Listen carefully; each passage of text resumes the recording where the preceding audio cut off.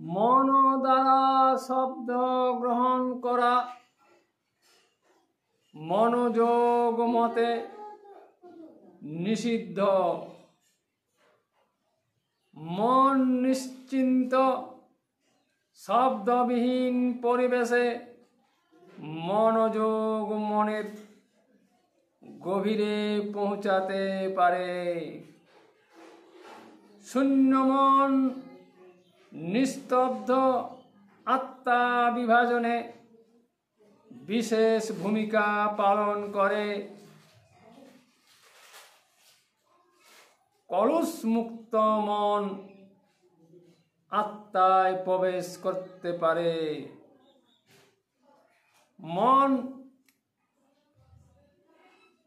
যতদিন না আত্মায় প্রবেশ হতে পারে যোগ সাধনা অসম্ভব। আত্মা একটি সূক্ষ্ম অবস্থান, সূক্ষ্মেই প্রভাব ফেলে। সূক্ষ্ম প্রভাব মনের ধারা বহে প্রাকৃতিকে, মনোধারা সূক্ষ্মে প্রবাহিত হলে সূক্ষ্ম ধারা দেহের সুখময় হবে।